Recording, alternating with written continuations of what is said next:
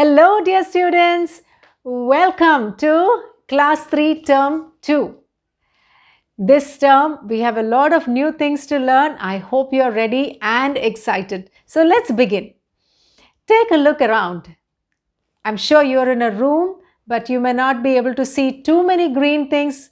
I'm sure there is much more when you step out of your house. So much green. What are they? That's right, plants and trees and shrubs and all kinds of plant life are all around us. And what do? They add so much beauty to our earth. And not just that, there are many more uses of plants which we will learn as we go by. But to begin with, let's just review a few things that we learned in class 2. I'm sure you remember most of them, yet we will just quickly review. So let's review. First one is types of plants. The second topic we will study is parts of plants. Or the third topic that we will revise is the uses of plants. Okay, we'll revise and then we'll go on to the new topics that we are studying about plants today. So let's begin with types of plants. We have learned that there are five types of plants. What are they? Let's just see. The first one is trees, of course. Okay, we learned that they are tall, their stem is very strong and broad, and they live many years. The second type is shrubs. Shrubs are very bushy and they are shorter than the trees, and they have brown stem, not as thick as the trees, thinner brown stems. They are bushy, and the examples of shrubs are the cotton plant, the bougainvillea plant, and then of course the tulsi plant. These are all coming under shrubs. They are all bushy, right? But they are shorter and have brown stem. The next kind is herbs. This I'm sure most of you have in your house. Your grandma or your mom will have at least one plant in a kitchen, and then the rest in the balcony, and maybe even in the terrace. They grow their own vegetables. So these are very thin stems, and we use their leaves for various kinds of cooking. For example, mint leaves, spinach leaves, they all come from the herbs, and they live just 1 or 2 seasons. Okay. Then the next one is, the fourth kind is climbers. From the word itself, you know, they climb. So if there's a stick or there is a wall, then they start climbing because they have very weak stem. And the examples of climbers are green peas, green beans, bitter gourd, you know, so many of them. Of course, even the grapes, they also are part of the climbers. Then the last or the fifth one are creepers. Creepers, from the word itself, you can understand that they are creeping because, you know, the reason they are, number one is they have very weak stem. So they can't even climb like the climbers. And then they have very big leaves. And more than that, they have very big fruit. They produce very big fruit. So the examples of creepers are watermelons, pumpkins. So you know the fruit is quite big, right? Yeah. So for all these reasons, they cannot climb, but nevertheless, they produce such yummy fruits, right? So all of them are amazing classifications, and they all give us some kind of fruits and vegetables, some kind of edible things for us to eat. So let's move on to the parts of the plant. As you all know, we can easily tell the parts of the plants, but let's see, for easy classification, let's see under the soil. Okay, this is the soil. Okay, so the part of the plant that is below the soil are, yes, of course, you said it right, it's the roots. Okay, and then the one above is the stem and leaves and buds and flowers and fruits and everything. Okay, so these are the roots. Then here are, okay, here are branches, okay, leaves, right, leaves, and then here is a maybe a bud, okay, bud, and maybe here there is a flower itself, okay, a flower itself. And then, so now what are the plants? This is the, what are the parts? Stem, these are the leaves, right, this is a bud. These things are all above the soil, okay, and then this is a flower. And then, in some plants like tomato plants and the peas and all those things, you will get the fruit itself, and that is the another part of the plant, and that is called as the fruit. So we can draw, imagine this is a tomato plant, so these are the parts of the plants. The next one is uses of plants. The uses of plants and trees are many. Okay, so let's see. Number one is they add to the beauty of the earth or beauty of our surroundings. Our communities are so beautiful because of the trees and plants. And you know that every community, they try to add more and more and more plants. And these days we have so much of awareness. We have to plant trees, right? Okay. And even now we see that a lot of terrace gardens also happening because it's very, very important. So why? One is beauty. Second thing is they give us fruits and vegetables.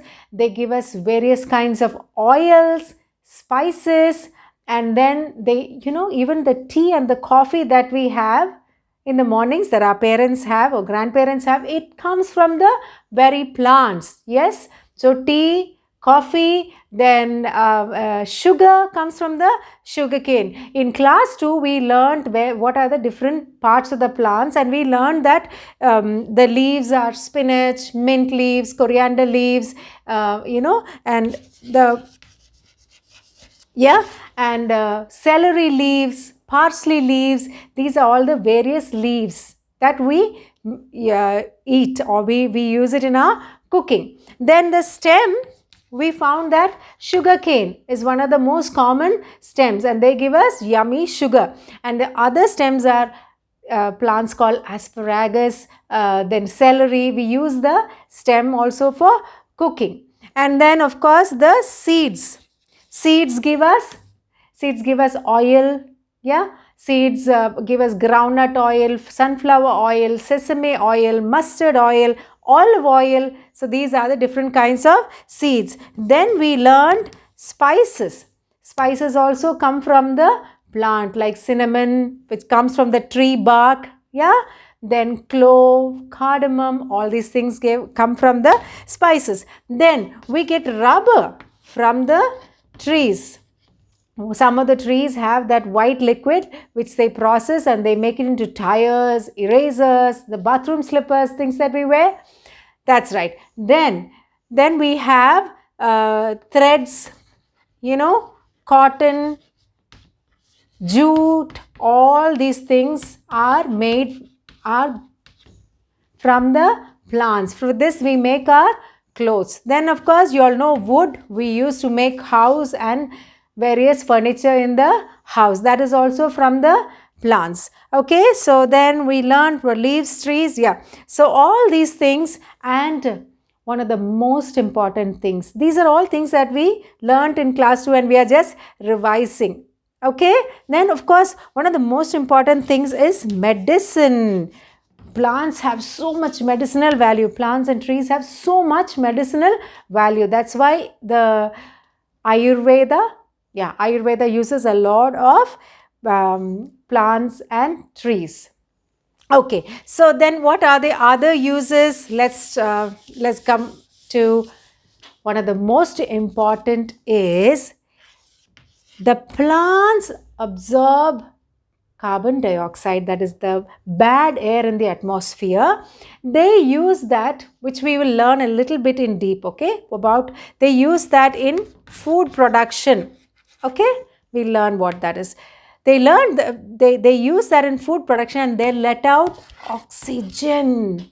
Oxygen is so important for us, right? Human beings, animals, everybody requires oxygen. So the wonderful plants do that job. They take all the polluted air from the surrounding. They do some process which we will learn, and they convert it into oxygen, and they purify our air. That's very, very important, no?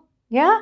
Okay. So that is one of the most important uses of the plants. So we have done a quick revision about what are the uses of plants. I hope you remember most of them, and some of them must be new for you. But even then, these are the uses of plants. So today we will learn some things that are absolutely new for you. So to begin with, there are other classification of plants. What are they? So we can broadly classify all the plants into plants that grow on the soil, or they are called as terrestrial plants. They are called as terrestrial plants. That is one category. Now the second category is the plants that grow in the water. The plants that grow in the water. So they are called as aquatic plants. They are called as aquatic plants. So what are the two categories? Terrestrial, that grow in the soil, okay, and the aquatic, they grow in the water, or you see them in the water. So what are the terrestrial plants? There are three categories of terrestrial plants. One is they grow in the hot and humid climate. Okay, hot and humid climate. Like normally in our surrounding, they grow. And the examples are teak, the teak wood or the teak tree, and the mahogany tree. The teak tree and the mahogany tree. The second type of terrestrial plant. Okay, remember we are talking about terrestrial plants first. The plants or the trees that grow in the soil. The second kind of terrestrial plant is the ones that grow in the cold and mountainous terrains. Like you see those beautiful mountains which are green. Why are they green? Yes, because of these beautiful trees, and these trees grow in the slope, and they grow in the cold conditions. Up the mountain, the temperature is much colder. So the examples of those kind of trees that grow in the cold and mountainous terrain are spruce and pine trees, beautiful trees, okay? Then the third type of terrestrial trees or the terrestrial plants are the ones that grow in hot and dry desert. That's right. Where is it hot and dry? Desert, of course. And in that hot and dry desert, what do you find?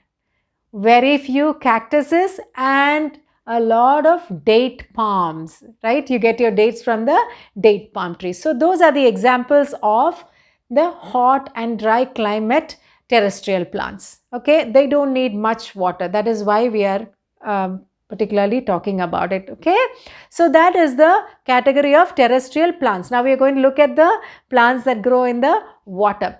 There again we have three category of plants. The first one you can easily remember. They are the floating kinds. Whenever you look at some water, sometimes in some pictures you have seen, they are on the surface. They are literally floating. Where the water goes, they'll also go. And they have spongy leaves. Because they are always in the water, they are full of water inside the leaves also. So they're very spongy. They are just floating. So examples are the Wolffia plants, then the duckweed plants, water hyacinth. These are all the examples of the first kind of plants, that is the aquatic plants which are floating.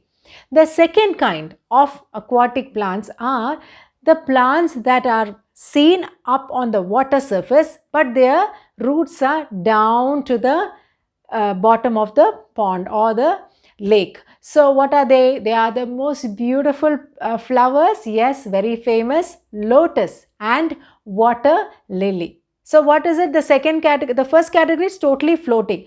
The second category is, it is floating of course, but it has the roots going down to the bottom of the pond or the lake. Then the third category is fully underwater, that is fully submerged. Example is hydrilla plant. Okay. So you can easily remember the aquatic plants. One is above the surface, that is on the surface of the water. Okay, they are the floating plants, and then the next one is floating but having the roots down, going down to the pond, and the third one is fully submerged. So example of a fully submerged water plant is a hydrilla plant. You don't have to go too far, right? Sometimes you can find a fish tank in your house and you will find live plants inside the fish tank. Yes, that is just to create the environment for the fish, that is the water, the aquatic environment. So those are the category of plants, the terrestrial and the aquatic plants. Now let's move to the leaves. Leaves are very important part of a plant. I'm sure all the parts are very important, but today we will take the leaf. So let's first look at the parts of a leaf and what is the uses of a leaf. As you can see on the board, there are different parts of a leaf. So let's learn the parts of a leaf, because leaf is very important, and we learned in class 2 that leaf can even be called as the kitchen of the plant, because that's where all the food production happens. So the parts of the leaf are the leaf tip, the leaf blade, the mid rib or the mid vein, then the side vein, then the stomata, then the stalk. The stalk is also called as the petiole. Okay, so these are the main parts of the leaf. Now, why is the leaf playing such an important role?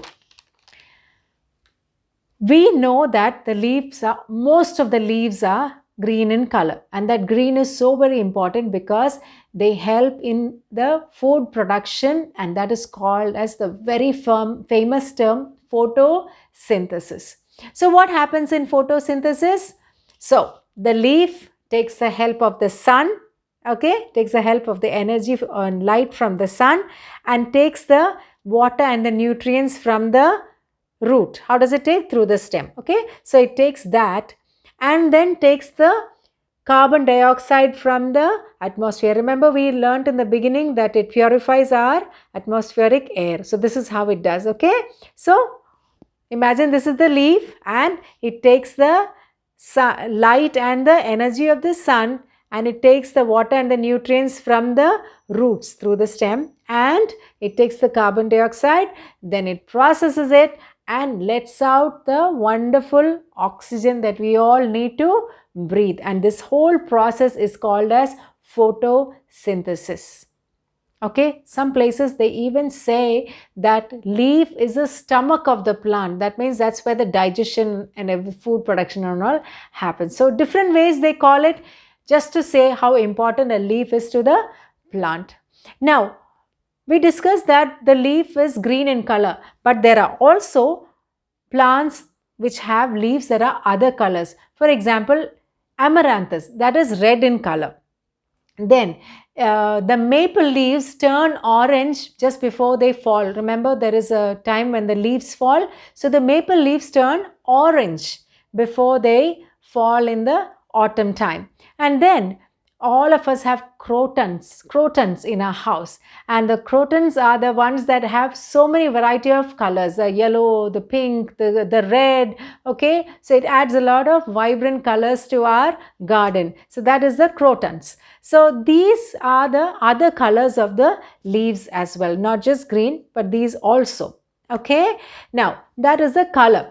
Now shape and size, as you can see behind me, or whatever shapes and sizes that you can see into 100 times are the number of leaves that you can see all around the world. It's all having different shapes and sizes, and wow, it's just amazing. Okay, so they have, some are so big as the banana leaves and some are so tiny. Yeah, so all kinds of leaves you can find, the different shapes and structures, shapes and sizes. Next is the texture.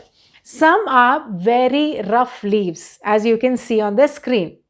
Then some are very smooth. Then The third kind is the lotus plant have a oily surface on their leaf. Of course, that explains why the water does not stay on the lotus plant or the lotus leaf, because it has a oily surface. So these are the various textures of the leaves. Then we come to the functions of a leaf, which we learnt is photosynthesis. Okay, so then the next part is shedding of the leaves. So is it important that these leaves shed? Yes, once a year, that is during the autumn, just before the winter, the leaves turn color, most of them, and then they start falling. And then winter, there is no leaf at all. Then in the springtime, new leaves come. So that is how the plants renew itself also. So that's about shedding of the leaves. And leaves are something that we also eat. Of course, the leaves produce food for the plants. That's the kitchen, but it also gives us lot of edible stuff, like we learnt about all the mint leaves, the spinach leaves, and celery, parsley, the coriander leaves. All these leaves we use in our cooking, right? And not just that, they even give leaves for the animals. Okay, there is a fact in your book which says that the koala bear eats eucalyptus leaf. That's the only leaf it eats. So these are the various purposes or the uses of leaves. So I hope you learned a lot of new things in this class, particularly about the terrestrial and aquatic plants, and we have focused closely to the leaf and the purposes, the shapes and sizes, the texture, the parts of a leaf, and the most important function of a leaf. So we learnt about the uses of plants and trees in general, but we have to learn about the uses of leaves. See, every part of the plant or the tree is so useful to us. Okay, so today we will learn about the uses of leaves. So I'm sure among all the many uses of the leaves, starting with cooking, like in our cuisine, in our day-to-day food, we use the leaves. Other than that, what other things? As it's shown in your textbook, but we'll take a look at it. In the leaves of henna, it is used for the coloring. During festivals, we color the hand with beautiful designs, and it's also used for the conditioning of the hair. The next one is banana leaf. All very, very famous. It's used for eating a meal. It's so yummy when we eat on the banana leaves. The next one is the betel leaf. This is used as a betel plant is used as a pan. They also have a medicinal value. People say that it's rich in calcium. The next use of a leaf is spinach, mint, coriander, as we already discussed. It's used as a product in our food.